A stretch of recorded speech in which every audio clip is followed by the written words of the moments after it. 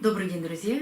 Сегодня 20-й выпуск рубрики «Вопрос в копилку». Хочу вам напомнить, что на последних 7 выпусках стоит тайм-код. То есть вы можете перейти в описание под видео, и первый закрепленный комментарий – это поминутно и секундно расписано, на какой вопрос я отвечаю. То есть не надо пересматривать все видео, а можно посмотреть, какие были вопросы и какой вам интересен, и посмотреть с этого момента. Постараемся поставить и на все остальные выпуски, но пока это вопрос времени, свободного в основном. И что я хочу вам рассказать сегодня? Какие вопросы появились сегодня? Да, если я еще хочу объяснить, если я уже отвечала на этот вопрос, а в 20 выпусках очень много вопросов отвечено, то не хочется отвечать еще и еще раз на одни и те же вопросы. Потому что кто смотрит канал постоянно, уже об этом слышали и знают. А для новичков, конечно, все время возникают похожие вопросы, идентичные вопросы. Ну просто посмотрите. Ведь надо идти и стремиться к чему-то новому, а не все время пережевывать старое. Поэтому стараюсь выбрать более интересные вопросы и рассказать о чем-то новом. Самый, наверное, задаваемый вопрос после того, как я несколько раз показала цветение своих орхидей, это, я бы сказала, это третья часть моих орхидей, которую вы видите позади меня. Как же я справляюсь с поливом? Даже на этих полках, потому что здесь орхидеи стоят горшки в 2 ряда, и практически уже все цветут. Как это сделать? Когда они не цветут, это сделать очень просто. Я их снимаю, и все снимаю и поливаю. Потом ставлю на место так, как мне это интересно. Поставить их крупные на дальний план, мелкие ближе к переднему плану. А вот когда они цветут, это действительно сделать сложно. Поэтому я первый ряд все равно снимаю, выставляю вот на этот стол, за которым идет съемка, выставляю в такой же очередности, как они у меня стоят на полках, чтобы вернуть их в то же самое место и практически в то же самое положение, потому что в другое их поставить сложно. Поливаю. Сначала наливаю задний ряд, потом каждый горшочек снимаю, выливаю и устанавливаю точно так же, не меняя порядка. А потом на столе поливаю первый ряд и выливаю, возвращаю их на место. Да, процесс очень долгий, сложный. На других полках проще, там нет такого угла. Я снимаю первый ряд, потом снимаю второй ряд и поливаю по очереди их. И опять же, точно так же возвращаю их на место. Да, это занимает много времени. У меня занимает полив всех моих цветов полных 4 дня. Но я это делаю раз в 2 недели. Бывают обстоятельства, когда вот вы меня спрашиваете, а у вас налиты в цветах вода сейчас? Я точно знаю, что я их не смогу полить более 20 дней. Ну, новогодние праздники, потом очень много дней рождения и именинников, и опять же каких-то праздников. В январе я перед Новым годом налила горшочки и буду поливать только где-то после 25 числа.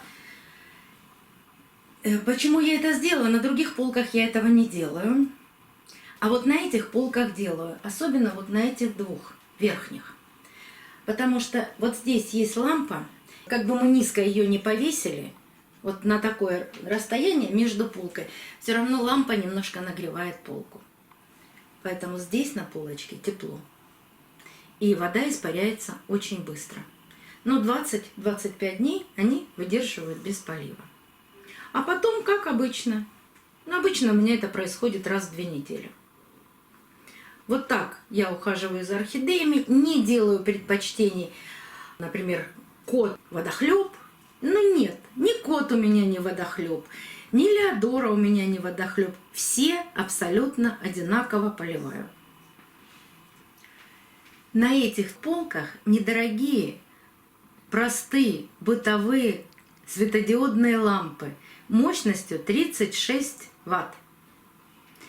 А в других комнатах есть специальные лампы. Я вам их показывала. Оставлю ссылочки на видео, в которых я показывала эти лампы. Там специальные лампы для цветов. Там и расстояние может быть другое, больше, потому что они сильнее освещают орхидеи. Поэтому орхидеи впитывают влагу по-разному. И это я рассказывала, и это я объясняла, как корни взаимодействуют с листьями, или листья взаимодействуют с корнями для впитывания влаги. И эту ссылочку я вам тоже оставлю в правом верхнем углу экрана и под видео. Посмотрите. Это интересно, действительно. Поэтому и поливаю я их немножко по-разному. Какие-то усваивают и впитывают воду быстрее, какие-то дольше. Но есть еще какие-то нюансы, на которые нужно обязательно обращать внимание. Всегда наблюдайте за своими орхидеями, и вы получите все ответы на свои вопросы. Но я имею в виду по освещению и по поливу. Но у меня происходит вот именно так. Елена Зверева. У вас очень пышно цветут мультифлоры, но чем объяснить скромное цветение стандартов? Но мультифлоры на то и рассчитаны, что у них всегда обильное цветение. Вот эти веточки, которые они... То есть не один цветонос, а ветвистый цветонос. Да, там обильное цветение, они так выведены. А стандарты, ну, тем более вот на этих полках мои стандарты, здесь в основном орхидеи, которым всего год. Это молодая орхидея. Ведь в природе орхидея зацветает только на 3-й год. А нам ее вырастили и выгнали на гормонах, что она зацветает через год. Ну, не год им, 2. Если считать от производителя, они у меня год. Значит, орхидеям всего 2 года. И я их не стимулирую никакими средствами. Я очень много об этом говорю. Что ни живы, ни рибавы. Я ничего не использую. Я вообще стараюсь уйти от всех химикатов, кроме удобрений. Ведь сейчас такое большое количество удобрений, которым можно накормить орхидею, и она будет прекрасно цвести. Но переход от гормонов к удобрениям, он имеет какой-то период. Для какой-то орхидеи это будет длительный период. Какая-то очень быстро адаптируется к новым условиям. Вот прекрасное цветение. Притория прекрасно приспосабливается к удобрениям. Вот этот биглип цветет уже 2-й раз. А мультифлоры, да, вот она, ветвистость этих мультифлор. Но, к сожалению, некоторые мультифлоры цветут очень недолго. Pink Dream мультифлора цветет очень обильно и красиво, но цветет всего 2 месяца. И потом моментально скидывает цветочки. Так же, как и цветут мини-орхидеи. Красиво цветут, но тоже недолго. А стандарты могут цвести от 6 месяцев и дольше. И в прошлом году я все время вам показывала орхидею Happy Coral, которая у меня цвела 2 года. И цветонос был больше 2 метров. Сейчас она опять зацвела. Пока это первое цветение, у нее порядка 8 цветов распущенных. Что она будет делать дальше, я не знаю. Как всегда, орхидеи все разные. И кто-то меня просил показать попугая и лимпопо. Наверное, в сравнении. Попугай – это стандарт.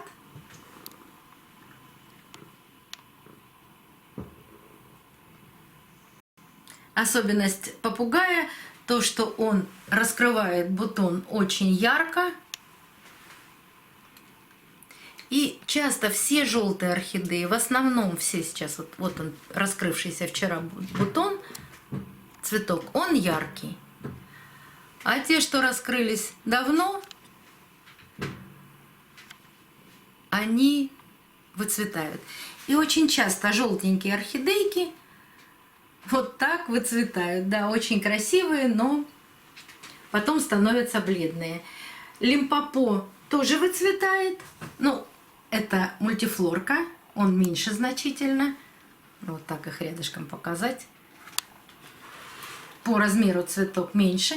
Чем-то они похожи, но разные. Лимпопо цветет первый раз, один цветонос и еще один цветонос. А некоторые орхидеи, вот там у меня стоит белая, большая орхидея, я про нее недавно рассказывала. Вот она с каждым годом цветет все больше, больше бутонов, больше цветов, раскрывается. Даже в этом году у нее 2 цветоноса, но ей, ну, по крайней мере, у меня она лет 5. Но цветет всего 3-й раз. Чем старше орхидея, тем обильнее цветение. И если вы ее удобряете и даете ей питание, она всегда у вас будет цвести. Но есть такие орхидеи, которые, вот как бы ты их ни подкармливал, что бы ты с ними ни делал, ну, я имею в виду удобрение, цветет всегда на 9 цветов. Вот моя 18-летняя, или там уже я не знаю сколько ей лет, очень старая, самая старая моя орхидея, она цветет всегда 7, 8, 9 цветочков. Иногда еще есть одна веточка на 3 бутончика, но любит продолжить цветонос. Ну вот такая она. И я ее удобряю, я делаю все точно так же, как и всегда. Может, в ней это генетически заложено. Зовут ее Шанхай. Земфира Манихова. Прошу прощения, если неправильно произношу ударение в фамилии. На данный момент не имею Максима, имею перекись водорода под рукой. Можно ли обработать орхидею с гнилыми корнями? Сбросила, наверное, цветы. Максим и перекись – это абсолютно разные препараты, предназначенные абсолютно для разного воздействия. Если Максим защищает корни, то перекись обеззараживает и не дает возможности проникнуть какой-то патогенной микрофлоре в ранку, в срез. Но никаким образом гнилым корням не поможет. И на канале есть плейлист, где я купила 5 орхидей, и мы сейчас с вами проводим эксперимент. Одна орхидея абсолютно с гнилыми корнями, и остальные 5 лучше корни. Корни я имею в виду. И скоро я вам еще раз их покажу, как орхидея совершенно с гнилыми корнями начинает растить листья и начинает растить корни. Не надо разбирать орхидею, не надо обрабатывать ничем. Но если есть возможность купить Максим, купите. Она даже... Его можно использовать даже не для корней, ну, как всегда мы это делаем, а если на основании орхидеи, на самом основании орхидеи появляется какая-то черная точка, но здесь нет, вот на стволе орхидеи появляется черная точка, можно намазать Максимом для того, чтобы, ну, купировать эту черноту. Я никогда не зачищаю растения, прям не режу. Я рассказывала, что на конце иглы, знаете, как у Кощея, на конце скальпеля вы можете занести еще глубже эту гниль в растение. Поэтому я никогда не режу растения. Я просто обрабатываю каким-то фунгицидом для того, чтобы дальше не пошла эта зараза. Но опять же повторюсь, стараюсь как можно меньше использовать какой-то химии на растениях. Если есть возможность, приобретите Максим. Сейчас заказать через какой-то интернет-ресурс – это очень просто. Тамара Сахарова спрашивает, у нее реанимашка совсем плохенькая, осталось 2 листика, но реанимашка все время хочет вырастить цветоносы. И 2 цветоноса она уже срезала, а опять растет цветонос. Но если это реанимашка, орхидея понимает, что вполне возможно она погибает. Ну нет у нее корней, вернее они растут, но 2 совершенно там маленьких корешка. И она опять хочет продолжить свой род. Поэтому она выпускает цветоносы для того, чтобы хотя бы семенами оставить после себя потомство. И если вы дадите возможность ей процвести, она съест сама себя. Если вы хотите оставить орхидею, обязательно убирайте цветоносы и наращивайте ей корни. Хочу показать вам, вот здесь еще один есть вопрос от Ольги Ткачевой. Сейчас вместе с этим же, с предыдущим вопросом расскажу. Можно ли использовать для орхидей в качестве удобрения циолит циофлора? Я вчера приобрела пакет циофлора. Это не удобрение, это грунт, который имеет сбалансированный состав макро- и микроэлементов. Причем, сейчас вам скажу, даже тут где-то написано, в каком месте. Вот. Циолит природный хатынецкого месторождения. Практически это глина. Глина, но похоже, что она сублимирована. Я такую циофлору использую в посадке бульбовых орхидей. Это у меня камбрии, мельтонии, дендрофаленопсисы, дендробиумы нобели. В такой же грунт у меня посажен цимбидиум. Не в чистый такой грунт, а с добавлением такого грунта. Да, из этого грунта, вот именно из этого грунта, орхидеи будут получать микро- и макроэлементы. Только имейте в виду, что они не безграничны. Не может быть так, что всю оставшуюся жизнь вот этот какой-то один-единственный камешек будет питать ваше растение макро- и микроэлементами. Поэтому даже используя такой грунт, я все равно орхидеи поливаю с удобрением. Да, и вот обратите внимание, что здесь даже написано, что это для бульбовых орхидей. Для луковичных, для бульбовых орхидей. Потому что этот грунт влагоемкий. Он много в себя впитывает воды. И как бы балансирует, ну, делает баланс. То есть он впитал лишнюю влагу, а потом ее отдает корням растения. Но сейчас очень модный, очень дорогой, я бы сказала, есть еще вот такой циолит. Я не пользуюсь им по одной простой причине, он очень мелкий. И в керамзите он просто при первом же поливе, он весь уйдет в воду. Точно так же я не пользуюсь осмокотом. Именно в фаленопсисах. Но купила вот такой пакетик и циона. Осмокот я всегда использую в грунте для хой. Прекрасно растут, прекрасно цветут. А вот цион я купила для того, чтобы попробовать именно в бульбовых орхидеях. Потому что у меня там есть кора, есть пеностекло, есть та же самая циофлора. То есть там смешанный грунт. Вполне возможно, что там он задержится. Но если у вас есть возможность и желание покупать этот дорогой грунт, это называется осмокот. И цион – это удобрение, ну, невозможно его считать. Осмокот, да, это удобрение, а цион – это питательный субстрат. Здесь также и написано, что это субстрат, это не удобрение. Примерно так же, как действует и циофлора. То есть в нем находятся какие-то питательные вещества изначально природные. Если у вас орхидеи в коре, пробуйте, пользуйтесь. Это для ленивых. Насыпал и на 2-3, у осмокота даже есть действие 9 месяцев. и забыл об этом. Как они там удобряются, неважно. Главное, чтобы цвели и росли. Ну, многие так думают. Я немного по-другому отношусь к поливу орхидей и к удобрению орхидей. Но почему не попробовать? Идет же все к каким-то новым технологиям. Обязательно нужно пробовать.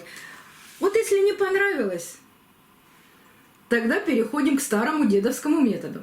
И вот что же я хотела по предыдущему вопросу сказать о цеофлоре. Вот реанимашку можно посадить в цеофлору. И показывала я вам, что мне девочка, одна из моих подписчиц, принесла малюсенькую реанимашку с минимальным количеством корней. И я хочу эту реанимашку посадить именно в чистую цеофлору. Ей нужен влагоемкий грунт, но все равно с просушками, чтобы не сгноить эти корни. И вот мы с вами обязательно сделаем еще один эксперимент. Посадим эту маленькую реанимашку в цеофлору. Но знаю, что одна из моих подписчиц, если она смотрит это видео, пусть напишет, как у нее получилось реанимировать маленькие орхидейки, потерявшие и тургор, и корни. Мы с ней очень долго переписывались и решили, что она будет делать это в цеофлоре. И знаю, что сейчас у нее эти орхидеи уже цветут. Делитесь своими наблюдениями под моими рассказами, под моими видео. Но я делаю одно, у кого-то получается что-то другое. Мы живем всегда с вами в разных условиях. У нас разные климатические пояса, разная влажность воздуха и в помещениях, и на улице. По-разному все происходит с орхидеями. И я, например, не могу вам рассказать досконально точно, как можно на Крайнем Севере выращивать орхидеи. Ну вы же их выращиваете. Но поделитесь своими наблюдениями, поделитесь своими интересными рассказами. Нам всем, наверное, будет это полезно узнать. Жду ваших комментариев и ваших интересных рассказов. До новых встреч, друзья! Увидимся на канале.